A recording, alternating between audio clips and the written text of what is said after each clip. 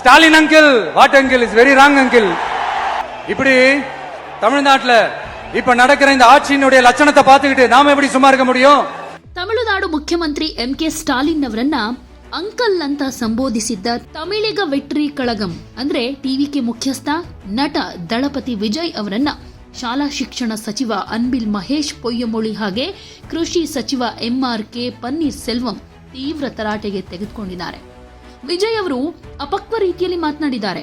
ರಾಜಕೀಯ ಪಕ್ಷವನ್ನು ಸ್ಥಾಪಿಸಿದ್ದಾರೆ ಅನ್ನೋ ಕಾರಣಕ್ಕೆ ಅವರು ಅಸಂಬದ್ಧ ಭಾಷೆಗಳನ್ನು ಬಳಸಬಹುದಾ ಅಂತ ಯೋಚನೆ ಮಾಡಬೇಕು ಅಂತ ಅನ್ಬಿಲ್ ಮಹೇಶ್ ಹೇಳಿದ್ದಾರೆ. ಮುಖ್ಯಮಂತ್ರಿಗೆ ಸಾರ್ವಜನಿಕ ಜೀವನದಲ್ಲಿ 50 ವರ್ಷಗಳ ಅನುಭವ ಇದೆ.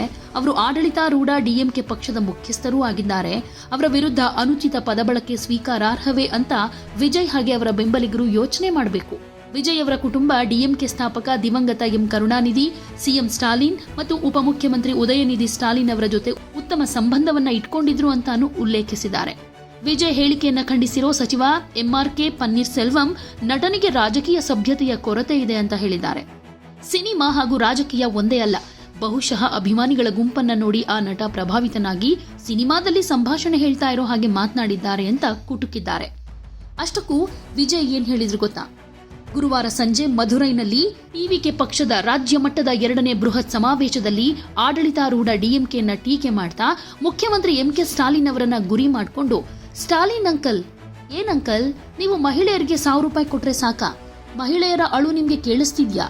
ತುಂಬಾ ತಪ್ಪು ಅಂಕಲ್, ತುಂಬಾ ತಪ್ಪು. ನೀವು ಮಹಿಳೆಯರಿಗೆ ಮೋಸ ಮಾಡ್ತಿದ್ದೀರಾ ಅಂತ ಹೇಳಿದ್ರು. சீக்ரெட் மீட்டிங் நடத்துறது நல்லா நோட் பண்ணணும் மக்களே. அந்த மீட்டிங் அப்புறம் இந்த இஷ்யூ அப்படியே காணாம போயிருக்குமே. அதேதான். Stalin uncle, what uncle is very wrong uncle.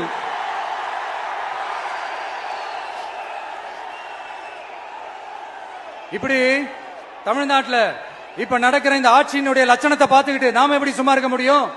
ஒரு தவறு செய்தால், அதை தெரிந்து செய்தால் அவர் கபட நாடக முக ಸ್ಟಾಲಿನ್ ಅಂಕಿಲ್ ಆಗவே இருந்தாலும் ತಮ್ಮ ಭಾಷಣದಲ್ಲಿ ಸ್ಟಾಲಿನ್ ಸರ್ಕಾರದ ಬಗ್ಗೆ ಟೀಕೆ ಮಾಡ್ತಾ ಸಾಕಷ್ಟು ತಿರುಗೇಟನ್ನ ಕೂಡ ಕೊಟ್ರು. ಜೊತೆಗೆ ಯಾವುದೇ ಕಾರಣಕ್ಕೂ ಯಾವುದೇ ಪಕ್ಷದ ಜೊತೆ ಮೈತ್ರಿ ಮಾಡ್ಕೊಳ್ಳೋದಿಲ್ಲ ಅಂತಾನೂ ಹೇಳಿದ್ರು. ಹಾಗೇನೆ ಈಗ ವಿಜಯ್ ದಳಪತಿ ಡಿಎಂಕೆಗೆ ಪ್ರಬಲ ಎದುರಾಳಿ ಅಂತಾನೆ ಬಿಂಬಿತವಾಗ್ತಾ ಇದ್ದಾರೆ. ಕಾಲಿವುಡ್ನಲ್ಲಿ ಕಲ್ಟ್ ಫ್ಯಾನ್ ಬೇಸ್ ಹೊಂದಿರೋ ನಟ ಇವರು. ತಮಿಳು ನೆಲದಲ್ಲಿ ರಜನಿ ಲೆವೆಲ್ಗೆ ಅಥವಾ ರಜನಿ ಬಿಟ್ರೆ ಇನ್ನೊಬ್ಬ ಜನಪ್ರಿಯ ನಟ ಅಂತಂದ್ರೆ ಅದು ಒನ್ ಅಂಡ್ ಓನ್ಲಿ ವಿಜಯ್ ಅನ್ನೋ ಹಾಗೆ ಅವರ ಚರಿಷ್ಮಾ ಕ್ರಿಯೇಟ್ ಆಗ್ತಾ ಇದೆ.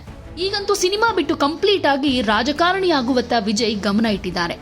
ಅದೇ ಹಾದಿಯಲ್ಲಿ ಇವರು ಟಿವಿಕೆ ಪಕ್ಷವನ್ನ ಕಟ್ಟಿರೋದು. ಈ ಮಧುರೈ ಸಮಾವೇಶದಲ್ಲಿ ಎಷ್ಟು ಜನ ಸೇರಿತ್ತು ಅಂತಂದ್ರೆ ಕಣ್ಣು ಹಾಯಿಸಿದಷ್ಟು ಜನಸಾಗರ. ಇದೆಲ್ಲವನ್ನ ನೋಡಿ ಅನೇಕರು ನೆಕ್ಸ್ಟ್ ಇವರೇ ಸಿಎಂ ಅನ್ನೋ ರೀತಿಯಲ್ಲಿ ಮಾತನಾಡ್ಕೊಳ್ತಾ ಇದ್ದಾರೆ. ಹಾಗೆ ಈ ಸಮಾವೇಶದಲ್ಲಿ ಸೆಲ್ಫಿ ವಿಡಿಯೋ ಒಂದನ್ನ ವಿಜಯ್ ಸೋಷಿಯಲ್ ಮೀಡಿಯಾದಲ್ಲಿ ಶೇರ್ ಮಾಡ್ಕೊಂಡಿದ್ರು. ಈ ವಿಡಿಯೋಗೆ ಲೈಕ್ಸೇ 1 ಕೋಟಿ ಬಂದಿದ್ರೆ 10 ಕೋಟಿ ವ್ಯೂಸ್ ಸಿಕ್ಕಿದೆ. ಈ ಮೂಲಕ ಸೌತ್ ಇಂಡಿಯನ್ ಸ್ಟಾರ್ ನಟರಲ್ಲಿ ಅತಿ ಹೆಚ್ಚು ವ್ಯೂಸ್ ಹಾಗೂ ಲೈಕ್ಸ್ ಪಡೆದ ನಟ ಅನ್ನೋ ಹೆಗ್ಗಳಿಕೆಗೆ ಕೂಡ ವಿಜಯ್ ಪಾತ್ರರಾಗಿದ್ದಾರೆ. ಇಳೆಯ ದಳಪತಿಗೆ ಸಿಕ್ಕಾಪಟ್ಟೆ ಕ್ರೇಜ್ ಇದೆ. ಅದು ನಟನಾಗಿ ಆದ್ರೂ ಸೈ, ರಾಜಕೀಯದಲ್ಲೂ ಸೈ. ಕಾಲಿವುಡ್ನ ಮಾಸ್ ಆಟಮ್ ಬಾಂಬ್ ಅನ್ನಿಸ್ಕೊಡ್ತಾ ಇದ್ದಾರೆ. ಖಡಕ್ ಡೈಲಾಗ್, ಪಕ್ಕಾ ಎಂಟರ್ಟೈನ್ಮೆಂಟ್ ಸಿನಿಮಾಗಳ ಮೂಲಕ ಕಮರ್ಷಿಯಲಿ ಹಿಟ್ ಆದ ಮೇಲೆ ಈಗ ರಾಜಕೀಯದಲ್ಲಿ ಹಿಟ್ ಆಗೋದಕ್ಕೆ ರೆಡಿಯಾಗಿದ್ದಾರೆ. ಅಲ್ಲಿ ಸೇರಿದ ಲಕ್ಷಾಂತರ ಮಂದಿ ಅಭಿಮಾನಿಗಳನ್ನ ನೋಡಿ ಕೂಡ ಭಾವುಕರಾದ್ರು. ವೇದಿಕೆ ಮೇಲೆ ಕಣ್ಣೀರು ಕೂಡ ಹಾಕಿದ್ರು. ತಮಿಳುನಾಡಿನ ಎಲ್ಲಾ 234 ಕ್ಷೇತ್ರಗಳಲ್ಲಿ ಸ್ಪರ್ಧೆ ಮಾಡೋದಾಗಿ ಹೇಳ್ಕೊಂಡಿದ್ದಾರೆ. ಒಂದು ಹೊಸ ಹವಾ ತಮಿಳುನಾಡಿನಲ್ಲಿ ಟಿವಿಕೆ ಮೂಲಕ ಸೃಷ್ಟಿಯಾಗೋ ಸಾಧ್ಯತೆಯಂತೂ ಕಾಣಿಸ್ತಾ ಇದೆ. உண்மையை சொல்லணும்னா வேற யாரை விடவும் எனக்கு இந்த அன்பையும் ஆதரவையும் கொடுத்திருக்கிறீங்க. என் மேல உயிரையே வச்சிருக்கிறீங்க. என்ன உங்க வீட்டுல ஒருத்தனாவே ஆக்கிட்டீங்க. நீங்க எனக்கு கடவுள் கொடுத்த வரம்.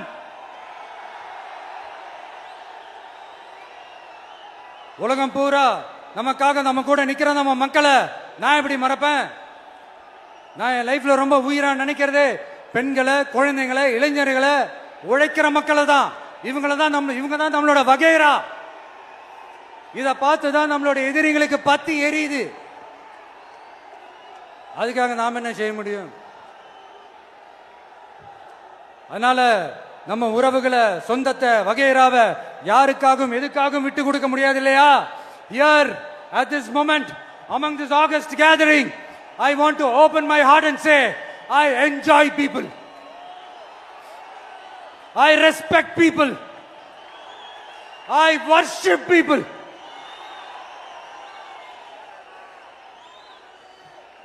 சரிப்பா, இவ்வளவு செஞ்ச நம்ம மக்களுக்கு நன்றி கடனா உன்னால முழுமையா செலுத்த முடியுமான்னு கேட்டா சத்தியமா சொல்றேன், என்னால முடியாதுதான். இன்னும் எத்தனை ஜென்மம் எடுத்தாலும் அந்த நன்றி கடனை என்னால தீர்க்கவே முடியாது. அப்புறம் என்ன மானாவுக்கடா நீ வந்திருக்க தானே கேக்குறீங்க.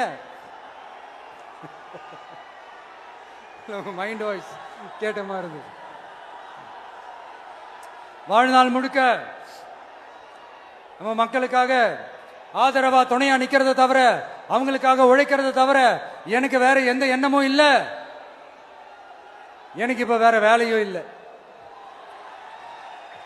இனிமே எனக்கு இதுதான் என் வேலையே, என் கடன். இனி என் மக்களுக்கு பணி செய்து கிடப்பதே. இப்படியா ஹார்ட் டு ஹார்ட் யதார்த்தமா பேசிய பழகிட்டோம். இதுக்கு மேலேயும் எனக்கும் மக்களுக்கும் இடையே இருக்கிற அந்த உறவை பத்தி நான் பேச ஆரம்பிச்சேன்னா ஒரு மாதிரி எமோஷனல் ஆயிடுவேன். அப்புறம் அதை கண்ட்ரோல் பண்றது ரொம்ப கஷ்டம். அதனால என்ன மனசார நேசிக்கிற நம்ம மக்களுக்கு ஒன்னே ஒன்று சொல்றேன், இந்த விஜய் உங்க விஜய், உங்களுக்கான விஜய், உங்களுக்காக மட்டுமே இருக்கிற விஜய்.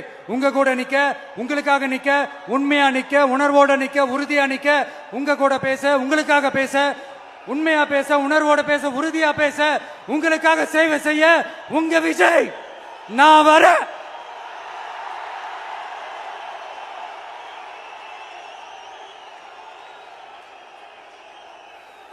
சொல்லல முக்கியம், செயல் செயல் செயல் தான் முக்கியம். செய்கை தான் சும்மா சிறப்பா இருக்கணும். நான் ஆட்சிக்கு வந்தேன்னா சும்மா அது செய்வேன், இது செய்வேன், நல்லது செய்வேன், உருட்டுவேன், புரட்டுவேன், அதெல்லாம் கிடையாது. செய்யறதுக்கு, நல்லது செய்யறதுக்கு, நல்லது செய்யறதுக்கு மட்டும்தான் இந்த விஜய்.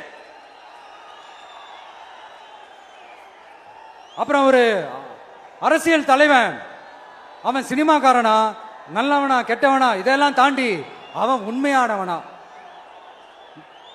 அதுதான் ரொம்ப ரொம்ப முக்கியம். இது சம்பந்தமா ஒரு குட்டி கதை ஒன்று சொல்றேன். ஒரு நாட்டில் ஒரு ராஜா தனக்கு பக்கபலமா இருக்கிறதுக்காக, கூட துணையா இருக்கிறதுக்காக ஒரு தளபதியை தேடுறாரு. சரியான தகுதிகளோட ஒரு 10 பேர் செலக்ட் ஆகுறாங்க. ஆனா அதுல ஒருத்தர் மட்டும் தான் செலக்ட் பண்ணணும். அதனால அந்த ராஜா என்ன பண்றாருன்னா ஒரு டெஸ்ட் வைக்கிறாரு. அந்த 10 பேர் கையிலையும் விதை நெல்லை கொடுத்து இதை நல்லா வளர்த்து கொண்டு வாங்க, ஒரு 3 மாசம் கழிச்சு வாங்கன்னு சொல்லி அனுப்பி வச்சிடுறாரு. 3 மாசம் கழிச்சு வரும்போது அதுல ஒருத்தர் ஆளு உயரத்துக்கு வளர்த்திருந்தாரு, ஒருத்தர் தோல் உயரத்துக்கு வளர்த்திருந்தாரு. அதுல ஒரு 9 பேரும் நல்லா வளர்த்து கொண்டு வந்திருந்தாங்க. ஒருத்தர் மட்டும் வெறும் தொட்டியோடவே வந்தாரு. என்னன்னு கேட்டதுக்கு, நானும் தண்ணி ஊத்தி ஊத்தி பாக்குறேன், உரம் வச்சு வச்சு பாக்குறேன், வளரவே மாட்டேங்குது ராஜா, என்ன பண்றதுன்னு தெரியலன்னு சொன்னதுக்கு ராஜா அவரை கட்டி அணைச்சிக்கிட்டு, இனிமே நீதான் என்னுடைய தளபதி, எல்லா அதிகாரமும் உனக்கு தான் சொன்னாரு. ஏன்னா அந்த 10 பேர் கையிலையும் ராஜா கொடுத்தது அவித்த விதை நெல், அது முளைக்கவே முளைக்காது. அந்த 9 திருட்டு பயலும் என்ன பண்ணிருக்காங்கன்னா வேற விதை நெல்ல வாங்கி அதை வளர்த்துட்டு ராஜாவையும் மக்களையும் ஏமாத்திருக்கிறாங்க. ஆனா இவர் மட்டும் உண்மையை போட்டு உடைச்சிட்டார். அதனால ஒரு நாட்டுக்கு திறமை எந்த அளவுக்கு முக்கியமோ அந்த அளவுக்கு உண்மையும் நேர்மையும் முக்கியம். இப்போ நீங்க எல்லாரும் தான் அந்த ராஜா. நீங்க தேர்ந்தெடுக்க போற அந்த தளபதி